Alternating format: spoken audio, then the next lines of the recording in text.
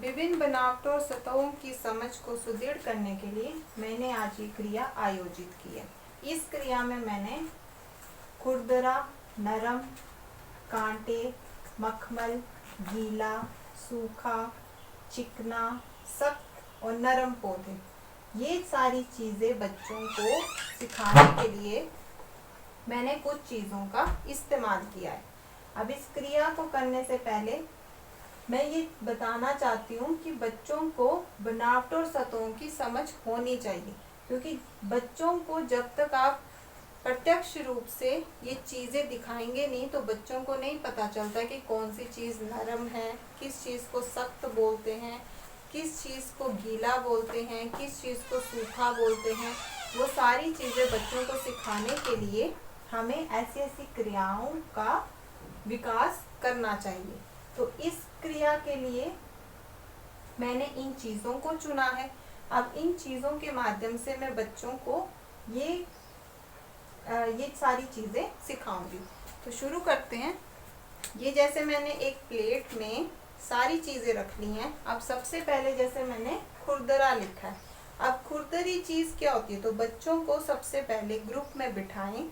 Group में बिठाने के साथ बिठाएं या खड़े कर दें या उनके साथ बैठ जाएं और उनको ये बताएं कि देखो बच्चों, ये जैसे रेत है, रेत को आप टच करो। एक एक बच्चे को इसे टच करने को दें, छूने को दें और फील करने को दें, क्योंकि जब बच्चा फील करेगा तभी उसे पता चलेगा कौन सी चीज़ नरम है, कौन सी सख्त है, कौन सी खुरदरी है।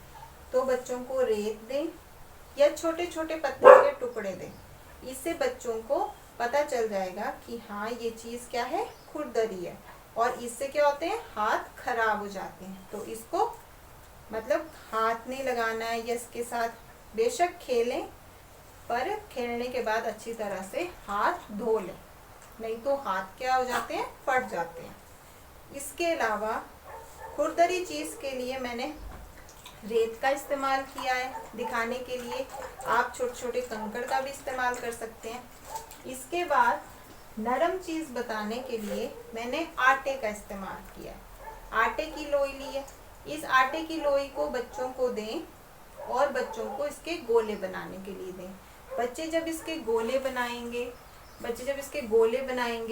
छोटे छोटे गोले बनाएं इसके, तो बच्चों को, जब बच्चे खुद स्वयं बनाएंगे तो बच्चों को पता चलेगा कि आटा क्या है, नरम है। तो नरम चीज़, किसी भी नरम चीज़ को दिखाने के लिए आप आटे का इस्तेमाल करें, जैसे मैंने किया। बच्चों को आटा दें और इससे बच्चों को कोई ना तो चोट लगेगी, ना ही कोई हाथ इनके गंदे होंगे। तो आटे का इस्तेमाल करें। तीसरी, मखमली चीज़ों के लिए मैंने रेशमी कपड़ा लिया। अब रेशमी कपड़ा मैंने ये छोटा सा टुकड़ा लिया है। रेशमी कपड़ा ले लें और रेशमी कपड़ा बच्चों को दें फील करने के लिए कि देखो बच्चे, ये है रेशमी कपड़ा। आजकल वैसे मार्केट रेशमी रुमाल भी हैं, मार्केट में पहले से रेशमी रुमाल, तो रेशमी रुमाल का भी आप इस्तेमाल कर सकते हैं, लेकिन मैंने रेशमी कपड़ा लिया है। रेशमी कपड़े को बच्चों को दें, उन्हें ऐसे छूने के लिए दें। उनको बताएं कि जो रेशमी कपड़ा होता है उसमें चमक होती है, वो कपड़ा चमकता है और बिल्कुल ही सॉफ्ट होता है और सिल्की होता है। तो इससे बच्चों को रेशमी सिल्क चीज़ों के बारे में पता चलेगा। इसके साथ अब बच्चों को जैसे मखमली चीज़ों के बाद गीली चीज़ कैसे दिखानी, तो गीली चीज़ के लिए जैसे मैंने ये डिब्बा लिया है। डिब्बे में मैंने थोड़ा सा पानी डाला